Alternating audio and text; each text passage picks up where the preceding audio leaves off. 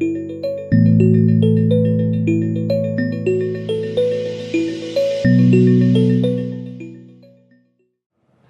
right, well, welcome back.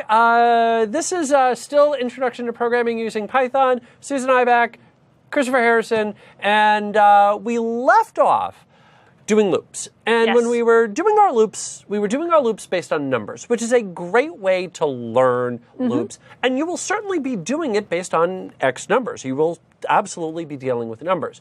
But I would argue more commonly, you're going to have a collection of items that you need to do something to each item. So wouldn't it be nice if maybe I could, create some form of a container that would allow me to have multiple items and say, a list? Don't stop still. You keep trying to jump ahead on my slides here. Let me go. All right. All right. Susan, go. Awesome.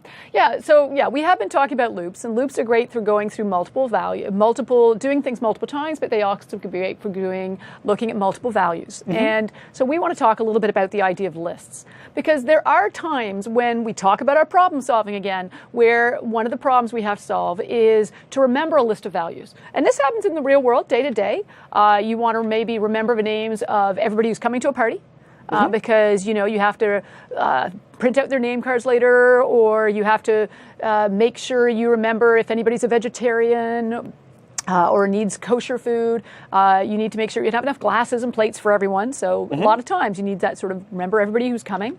You might need to remember all the scores you got in the different courses that you're taking, because you need to calculate your GPA. Maybe you need to remember the directions to get somewhere. You want to, so many of these tools now, there's all these map applications that'll tell you turn-by-turn directions, but I need to remember, go down this street, turn right, then turn left, or go north on this street for 1 kilometer. I am a Canadian, I did go with kilometers. Then turn right, and so on. So there's a lot of situations where we're given what effectively works out to be a list of different values. So it's important when we start problem solving with code that we have an ability to work with those lists and to remember those different lists. So a list is the object in programming that allows you to store multiple values. The directions, the names of your guests, what you need to buy at the grocery store, whatever it is. So to declare a list, the syntax is fairly straightforward. I love the sample names. Yeah, you like the names? I'm planning for, this is my guest list for the party. No. So Christopher, good news, you're invited. Thank you. Yeah, you're invited to the party, and I'm hopefully invited to my own party. And I've decided that Bill and Satya can join us as well. Okay, well, that's awful nice of you. I thought that would round out the group of four. Maybe this is our little golfing foursome. There we go. It'll be you, me, Bill, and Satya going out for a little round of golf. By the way, I'm a terrible golfer, so my sympathy. That's okay. My handicap is my swing. Okay. So I can create a list, and this is literally going to store all those different names inside the variable guess. So the syntax is a little bit different when we declare a list. If you take a look at the code, you can see we have square brackets indicating the start and end of a list, and we have commas separating the different list values. So that's just the syntax you have to use, and you're welcome to store different data types in the list. You can store numbers, or you can store strings, or you can store dates. It's really up to you. Python will allow you to put different data types in a single list. So you could store a name, a number, and a data type, and a date all in one list. But I don't recommend that because it's very hard later when you're trying to go through the values in the list to go, wait, is the first value a date and the next one's a string and the next one's a number? If you're storing, for example, the names of all your guests and the ages of all your guests, right, I would actually recommend you have two lists. One with the names, one with the ages. That's going to be a lot easier for you to work with than having a list of name, age, name, age, name, age, name, age. Yeah, you don't want to have to remember where you are in each one of those. And even if it's, so anything where you want to store different values, you're probably better off having lists for each value than mixing it. Even if it's name and the city where they live. Mm-hmm. They're all strings. I could theoretically store that all in one big long list. You know, Susan, Ottawa, Christopher, Seattle, Bill, Seattle, Satya, Seattle. Apparently everybody's in Seattle. Move to Seattle. Yeah. No, thank you. But it would be better to have a name of guests list and a home of guest list. And I know that the first value in the names goes with the first value in the list of cities.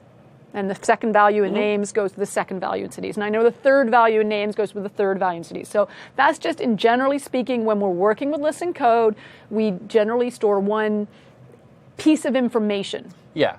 Yeah. Yeah. We store all names in one list, all cities in one list, all favorite sports in another list. Sure. And again, there's always multiple ways to solve that. So you can, kind of get a bit more complex and maybe creating more complex data types and things like that. So there's a lot of ways that you can handle that. But keeping things simple, especially for where we are, try to keep one data type inside of a list. And you said, not even one data type, one piece of information. Yeah. You have multiple names, but they're all names of the people coming. Yeah. Said, if you're storing their cities, you're going to make a separate list for that. So that's just a tip that'll make your life easier when you start working more with lists. Yeah. So we go back to the slides for a second here. In terms of syntax, sometimes we were talking last chapter about one of the things we often do with loops is things like reading from files or reading from databases. So what we might do is initially we create an empty list, and then we end up with a loop that goes and reads values from a file, which, hey, guess what modules we're doing this afternoon?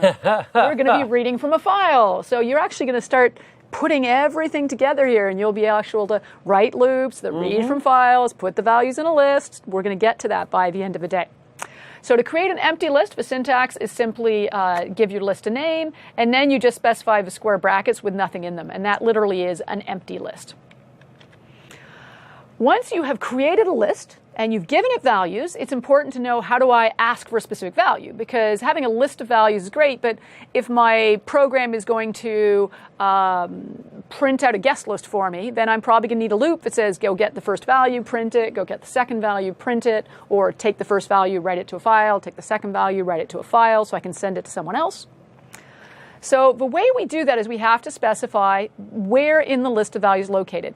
And remember, how do we count in programming? Counting starts with 0. Counting starts with 0. That's right. So, Christopher, you're guest 0. I'm 0. You are 0. Wow. Hey, guess what? I'm number 1. Okay. Bill's number 2 and Satch's number 3.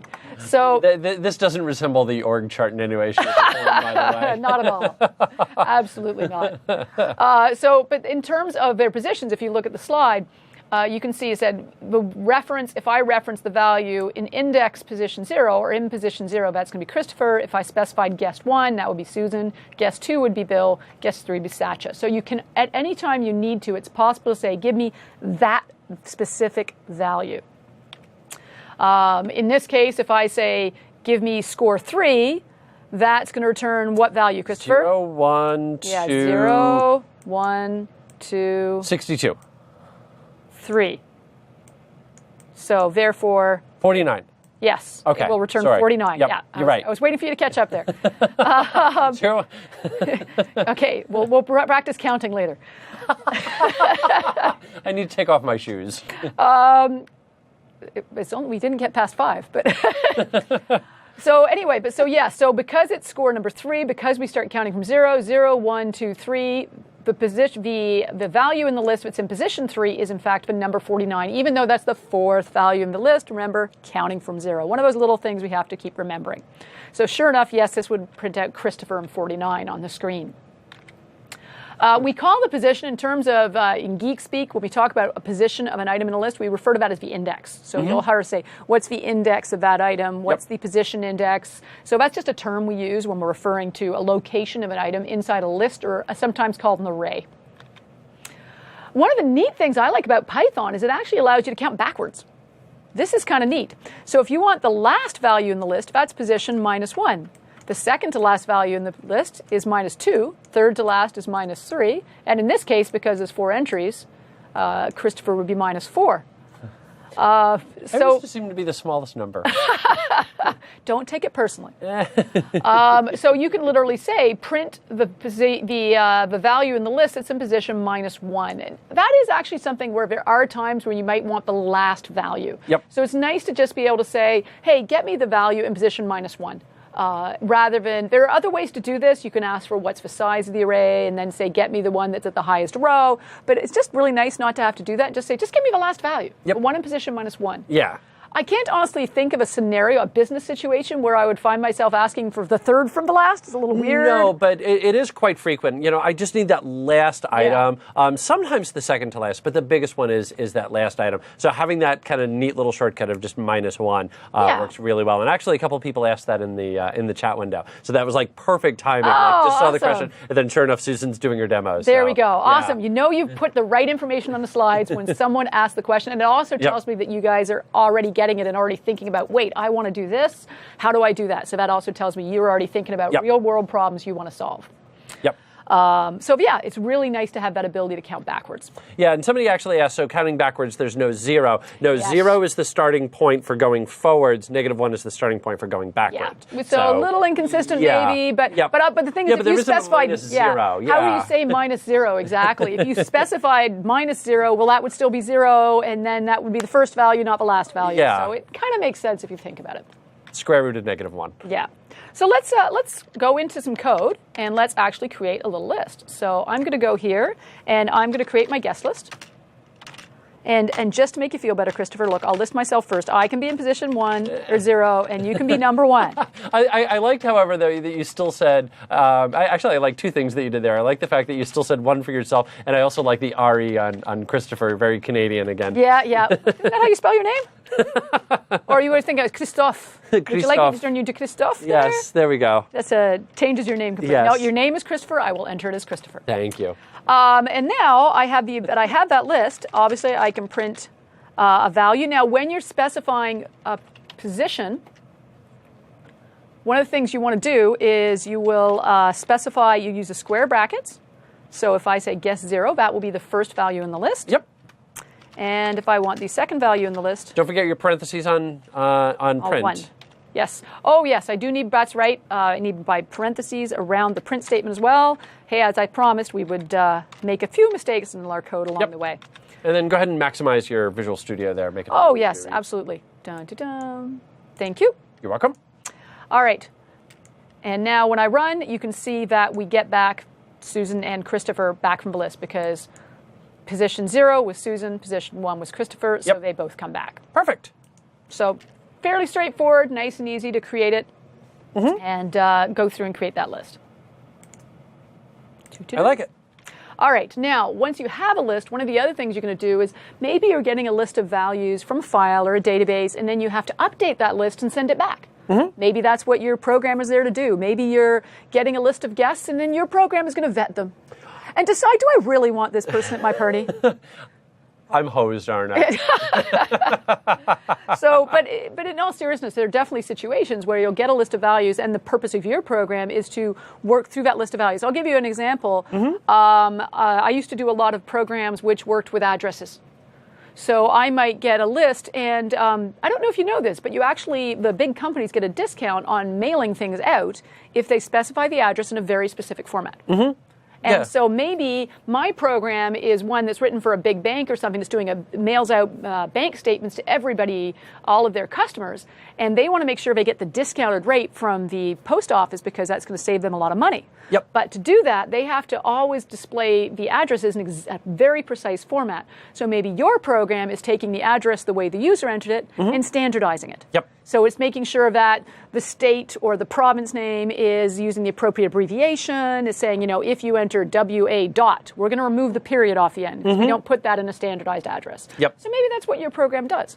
And there's also going to be a lot of times when maybe you're actually starting with nothing, and that what you're going to be doing, again, is kind of reading in from a file, reading in from a database, reading user input. So I have nothing to start. I need to go read the data in, and again, I don't know what's going to be, how many items are going to be there, what's going to be there, but I just know I need to go collect my data, and then let's go back and start processing it. So that ability to manipulate and manage that list is going to be imperative. I've got to have it. I have to be able to add new values when I need to. I need to be able to update the values that are already in there, and there's other business situations where I do want to actually remove people from the list that said, I'm sorry, Christopher. I know. I'm not sure you're getting to come to the party. I'm hosed. So to update a value in a list, it's actually pretty straightforward. How do you update a variable? Well, you would just say variable name equals a new value. Well, if you take a look at the code here on the slide, if I want to change the value of inside a list, you specify the list name, but you have to specify the index position. Which value in the list do you want to change? So I'm changing, and I'm sorry, Christopher, I apologize.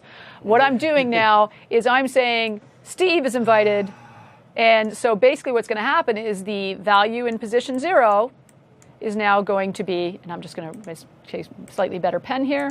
There we go. I'm sorry, it's now apparently Steve who's coming to the party instead of Christopher. I'm just going to sit over here and cry. I promise you'll be invited to the next one. All right. So this basically updates that first value from Christopher to Steve. And you can see the way the output, when I print out the value of row 0 or position 0 in the list, it now shows Steve instead of Christopher. Yep. You can add values to a list as well, also very useful, using the append function. So if I use the append function, I'm going to go back to my highlighter. I do an append to so I specify my list name. I call the append function, and then I specify the value I want to add. New values will always be added to the end of the list. So if I have 4 values, this is going to become the 5th value. If I have 10 values, it'll become the 11th value. So you don't have to say, add if I have 10 rows in my array, put this in position 11. The nice thing is you just say, here's another value, put it on my list, and add it to the end.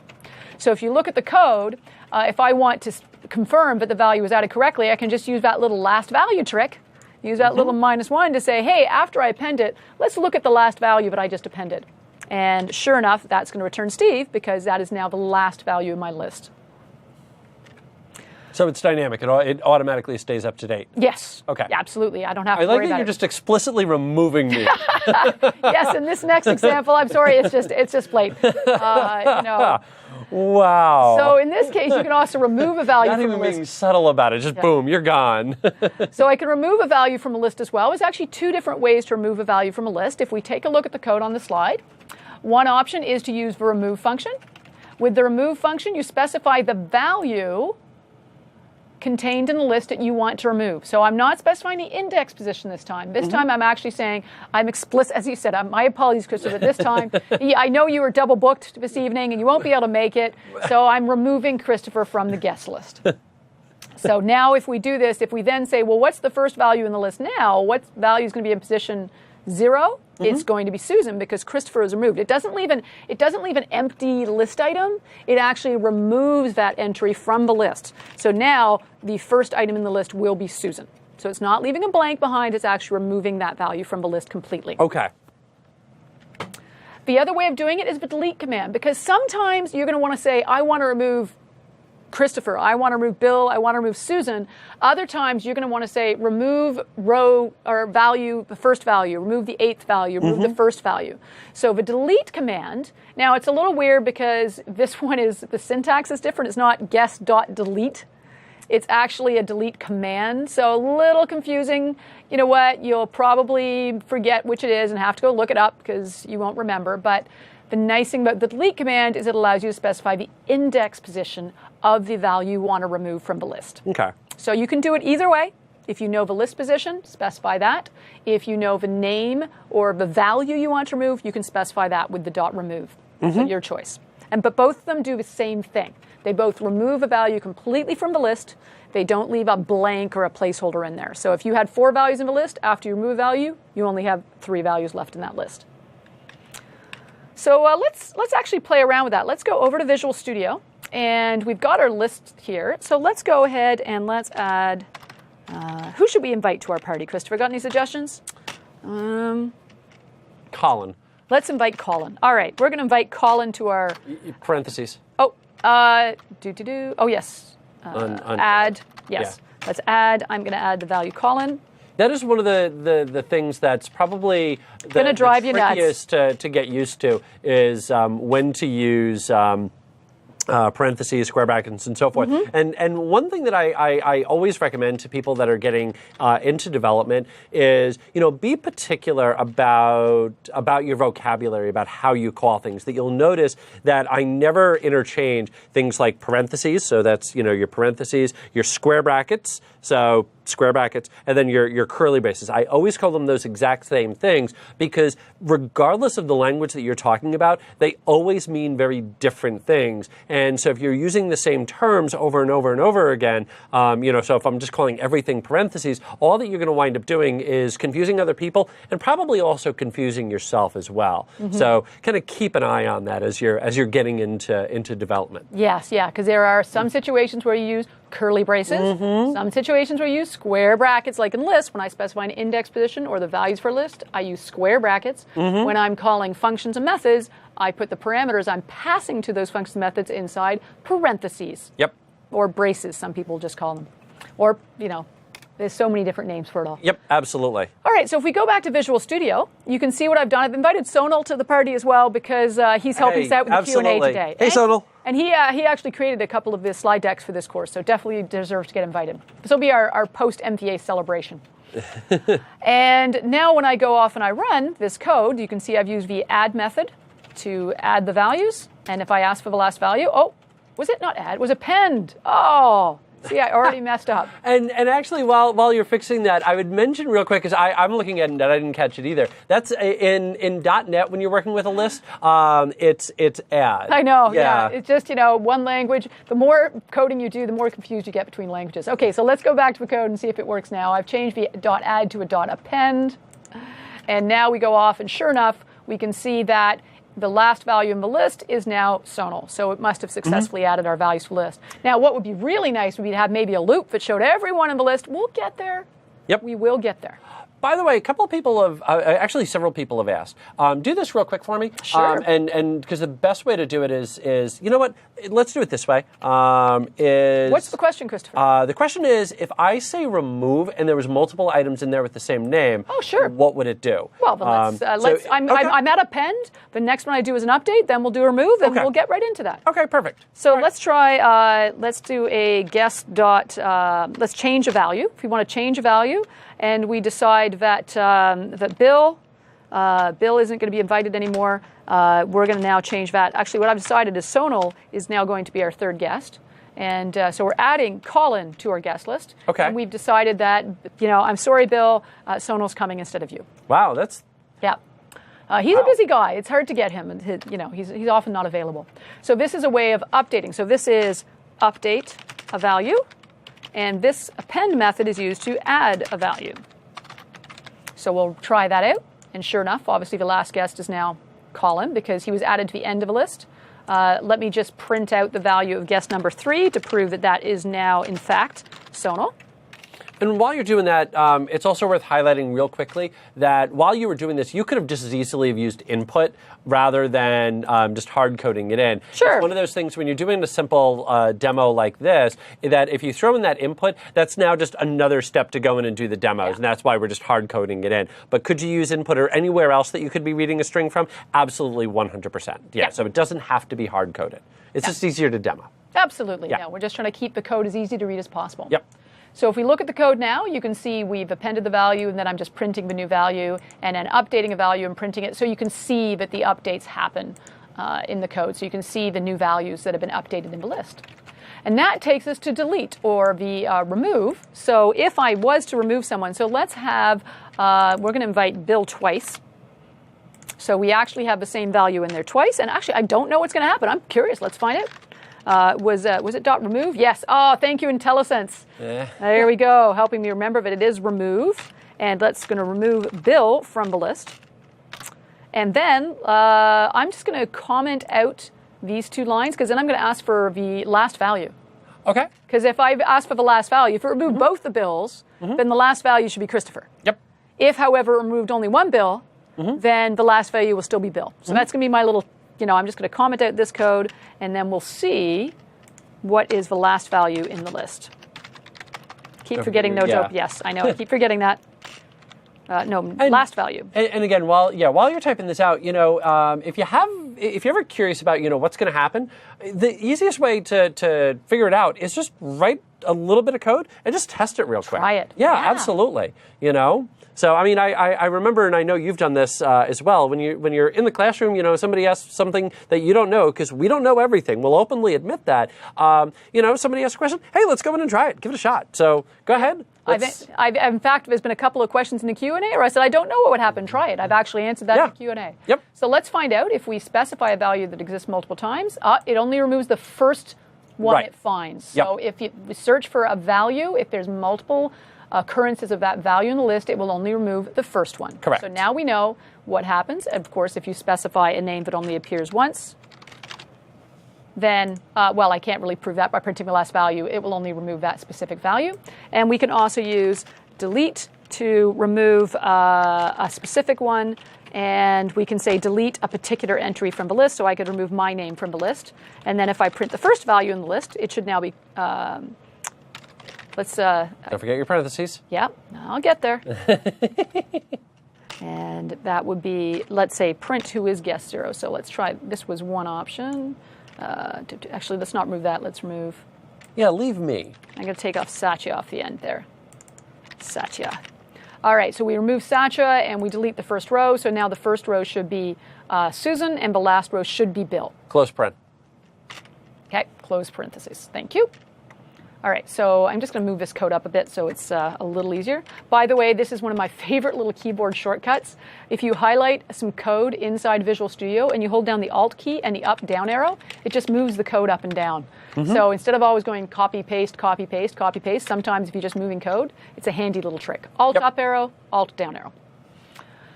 So now I run, and because I removed Satya from the end of a list, that means the last value in the list is now Bill.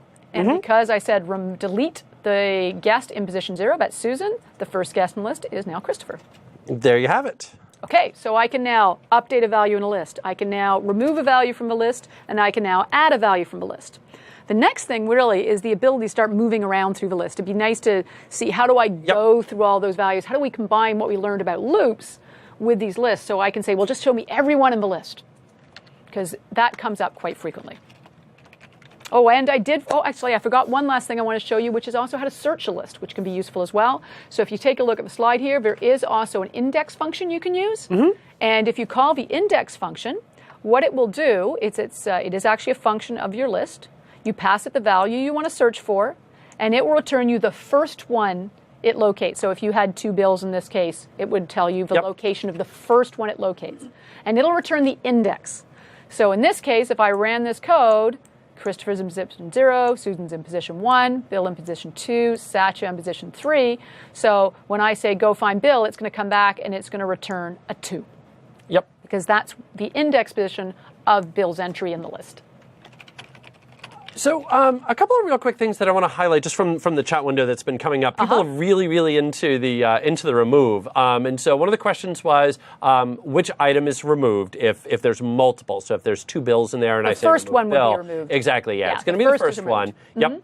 And then the second thing that a lot of people have been asking is, how about a wild card remove? So could I just simply say Bill or B asterisk and have it remove everybody? And the short answer to that question is no, that there's no like wild card or anything like that. However, one of the things that you could do is kind of combine different things that we've already done. You can get creative. You could have done that with a loop. So you could just simply say, go in, find all the Bills or find all the Susans. See, I'm going to remove you from the party this time.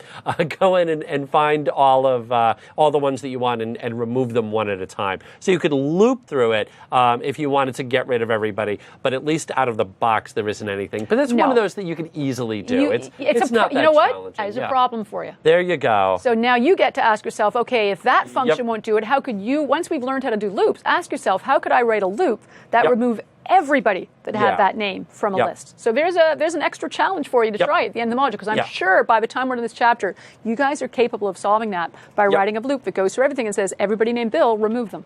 You could do it. And for the wildcard, you could use some of those string functions we learned. There's string functions that allow you to say, take only the first character. So you could use a string function that says, take only the first character of a name. And if the first character of a name starts with a B, remove them from the list. So you could use string functions in a for loop to get your wildcard functionality. Does this feature do it? No. .index doesn't do it. .remove doesn't do it. But you could write your own logic to solve those types of problems. Exactly. Yep. Awesome. So said we can also search a list. I'll do that in a second when we're playing around. I do want to point out, though, if you do a search for a value that doesn't exist in the list, you will, in fact, it can't really return, a lot of programs would return a 0 or a -1 if it didn't find a value in the list. That's sort of a convention used in a lot of other programming languages. But we have a little problem here. Because if I tell you that I couldn't find it and I say it's in position 0, well, hang on. Position 0 is Christopher.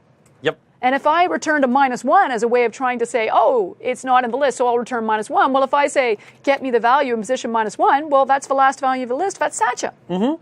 So in Python, unlike a lot of other programming languages, which would return a 0 or a -1 or something if it couldn't find a value in a list, you actually get an error. And your code's going to go spewing and spitting nasty messages all over the screen if you search for a value that it can't find in the list, which is why the error handling chapter we're going to cover later today is really important. Okay, back to the slides. The last thing I want to do is I want to talk about how we go through that loop. How do we use a loop to process all the values in the list? So now we're taking what we've learned before and applying it to our lists. The easiest way, let's start with a for loop, because we're comfortable with the basic for loop. You know how to declare a for loop. You say for, we create a variable. I'm calling it steps. You know that's my favorite name for that variable. And this loop is going to execute 4 times, because I happen to know, right now, I know there's exactly 4 values in the list. So then, as I go through the loop, I can say print out from the guest list the one in index position of steps, because the first time through the loop, that's going to be 0. So it'll print out Christopher. Second time through the loop, it'll be 1. That'll print out Susan. Third time through the loop, it'll be 2. It'll print Bill. Third time through the loop, it'll be value 3. That'll print out Satcha. And remember, in for loops, it never actually reaches that higher number. It executes 4 times, but it counts 0, 1, 2, 3. Right. So that will print out each of the values. So let's just go see that in action. And I'm just going to do a little Control-KC, comment that out. Remove a value from the list, just so I can remember what all that code was. When later on, if you're looking at it, you'll remember what it all was. So what I'm going to do is I'm going to write a loop that says for steps in a range of 4. So go through 4 values, and each time you go through the loop, I would like to print out from my list of guests the value in index position steps. Now, I'm going to try and put a breakpoint on here so we can sort of step through it. You can see how it works. So when I execute, the first time I run in, I'm right here, and it's executing my code. So it's just entered my for loop. You can tell by the little yellow arrow there. You can tell, oh, I haven't run Zoom it yet. My apologies. Let's do this then. So by the yellow arrow is indicating the next line of code is going to execute. So right now, if I hover over the variable steps, really neat feature in Visual Studio when you're running the debugger, because I put a breakpoint here, it stopped when it got to this line of code. And if I hover over the variable steps, it tells me the current value of steps is 0. And if you want to get really fancy, I can actually pin that so that little window stays over there so I can see the value of steps as we're chugging along. And Visual Studio is so cool. If I hover over the variable guests, I can see that the current value of the list guests is Susan, Christopher, Bill, and Satcha. Let me pin that over there as well so we can kind of keep track of that as we're chugging along. Nice. Now I'm going to step through my code. There's a little step into F11 or the step into button in the toolbar. And now it prints the first value and says, okay, let's go to the next value. So now you can see it set steps to 1. And then prints that value, and then steps to 2. And then you can see the value of steps going through and the output appearing on the screen. But you can actually see it as it's going inside the debugger and the output appearing. I like it. Okay. All right. So we've got the ability to loop through all the values in our list. If I take out the breakpoint just to have you see it running more quickly, no, take off the breakpoints, thank you. And I just run that, you'll just see, boom, there's my 4 values printed from the list. Yep. Awesome. But I don't know about you, Christopher, but I do see one little problem in that code. I'm saying execute the loop 4 times. And actually, somebody called that out in the chat window, like, wouldn't it be better to? And they threw out one possible. And what did they? I want to know. What did they suggest? They called out pulling up the length of the array. I love it, and that is Okay. exactly what I would like to do. Okay. Is I don't know how many values are typically going to be in an array, or in the list. So one of the things I can do is there is a function that allows me to find out how many values are in the list, and then I can say execute the loop as many times as there are values in the list, and that's done using the length function. So fantastic job by someone in the chat window there, because guess what? If you don't know how many values are in the list, if you take a look at the screen here, there is a function we can use called len, which is short for length. And when you pass it a list name, it tells you how many rows are in that list. So let's make our code a little more robust. Yes. So it can handle lists of any size. Yep. And it'll still work.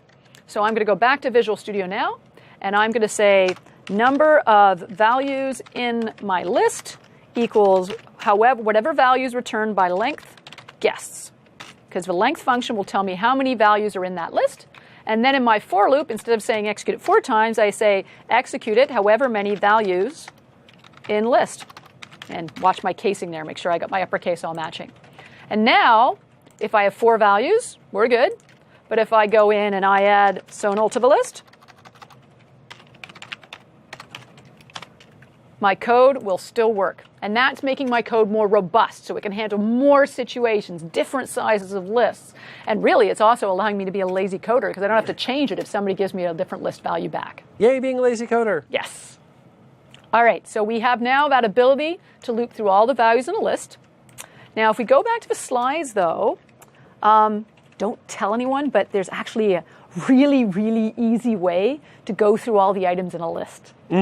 It's such a common thing we have to do in code. I mean, really, if you're working with lists, I can almost guarantee in your code, you're going to end up having code that says, now, for every value in the list, do this. It happens all the time. So they have a special loop, which is for every value in the list, do this. Yep. It's a for loop. Do you remember when in the for loops chapter, we're going to give you a flashback, we actually said for color in red, blue, black, green, and it was a special syntax where we could specify the exact values to use when we entered the list? Yep. And when we specified red, blue, black, green, we put them in square brackets with commas separating the values, which is exactly the same syntax we use to declare a list. That's not a coincidence. That is actually quite deliberate. So if we take a look at the slide, you can see when we declare a list of values, you can just say for, and guest, you can call, this is just like steps, color, or whatever you want to call it, right? Some variable name in this list. Yep. You could actually put for guest in open square bracket, Christopher, Susan, Bill, Satya. Yep. Or if you've got that set of values stored in a list, you can just say for guest in guests. And what's actually been kind of cool is, again, watching the Q&A window, a lot of people were calling exactly that out. And one thing I would like to answer while we're here is that if you do this, so for guest, if we throw the code back up, if you say for guest in guests, and let's say as part of that loop, we added a brand new guest, and back to the end, it will actually pick that up as well. So if somewhere in there I said guest.add Sonal, and we're kind of doing that loop, Sonal would be picked up by that for loop, which is really neat. So if it is dynamic, if it is something where you're going to append on to the end, that for loop will pick that up. So if you have logic where as you're going through the guest list, you're saying, oh, if this person, look them up here and see if they said they're bringing a friend. Yeah. And if they said they're bringing a friend, add the friend to the guest list. Yep. And then, so within your loop, you're actually adding new guests, which are the friends of your original invitees. Yeah. Then it'll actually look for friends of the friends. Exactly. Which is kind of freaky when you think about it. So let's look at that in the code and sort of see how that would work. So option 1 for looping through a list, that's what we were just looking at. So now I'm going to show you a second option for looping through a list using my Control-KC to comment out my code again. Option 2 for looping through a list. And in this case, all I have to say is I like to sometimes do it this way. I sometimes call it current guest. I do quite frequently because, again, it's one of those little things that just makes the code more readable. It's the current guest. Yeah. And then I just say print current guest. And that in my brain helps me remember, so as it's going through the loop, the current guest is the one that's being looked at by the loop right now. So I just like that word current guest when I'm going through loops as a way of going through lists, sorry. Yep. So when I'm going through a list, in a loop, I like using the phrase current guest or current color because mentally when I'm reading my code, I say, well, print the current guest as I'm working my way through my list. All right, so we've got the code here. So let's try executing that and see what happens. Sure enough, still gives me back every single person in the list, no matter how many different values. But it's a very clean, very easy syntax. Like said, you could specify the actual list value here. That's actually what we did a couple of chapters back. But you could just specify a list if it contains the values as well. All right. And again, it's worth sort of mentioning here that you could absolutely have pulled that in dynamically. So again, if you had read that in from a file, from a database, from input, that how the list is generated is sort of irrelevant. The fact that you have the list is the important part. So you could do the for on that. That's right. And when we get into files and we start reading from files, we're going to read values from files. We might just end up putting them in a list and doing something just like that. So you can see again how it all starts to fit together. It's like we planned it that way. Yeah. Another thing that's very useful, you know, it's funny, when I first took my first programming courses, one of the #1 assignments they gave you on programming courses was, here's a list, sort the values alphabetically. And then there were like 6 different ways to sort it. You could use a bubble sort, or you could use a something sort, and all of these different things. And if you had 11:28 Pacific time for the first reference to bubble sort, please come forward and collect your prize. Standard programming assignments, exactly. You were always told to sort a list. Well, guess what? If you're a professor, you're ever taking a course, and they give you a list in Python, and they ask you to sort the list, one line, thank you. All you do is call the sort method, and it will sort the names in alphabetical order. And actually, sort the values in alphabetical order. There again in the Q&A. Can you sort? Yes, there you go. So yes, you guys are thinking of exactly the right kind of problems. There is a sort method you can call. So you do not have to learn how to write bubble sorts. You can just call the sort method, and it will sort your records. So I'm not going to bother demoing that just because we're running a little bit long. But your challenge, should you choose to accept it, would be to try this out yourself, because you're going to get to try doing the sort in the challenge. You're going to ask a user to enter the names of everyone attending a party. So I'm going to have to use the input function. Then I have to return a list of the party guests in alphabetical order. This is actually going to require pulling together a little bit of everything we've seen. So if we take a look at the slides, when you get more complex problems, what I recommend is break it into steps. So what do we actually have to do? 1, we're going to have to ask for users to enter the names. 2, we're going to have to put those values in a list. 3, we're going to have to sort the list. And then 4, we're going to have to print out the list after it's sorted.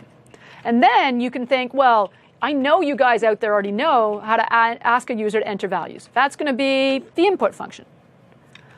And what type of variable will we need to store the variable? Because we have multiple names to store, we're going to need to create a list to hold the values. How do you ask a user for more than one name? Because I'm going to keep asking them for one name, after another name, after another name. So I'm going to need a loop. Should it be a for loop or a while loop? Well, do you know how many names are going to be entered? I don't know. So therefore, I can't go with a for loop. So I'm going to have to go with a while loop. How will the loop know when to stop executing? You're going to have to figure that out. Maybe the user enter a special keyword when they're done or something like that. But if a user has to enter a special keyword, you better tell them. That would be a good idea. Then the second thing you'll have to do in terms of steps is you'll have to take the values that are entered by the user, and you're going to have to store them in a list. So every time someone enters a new name, add it to your list.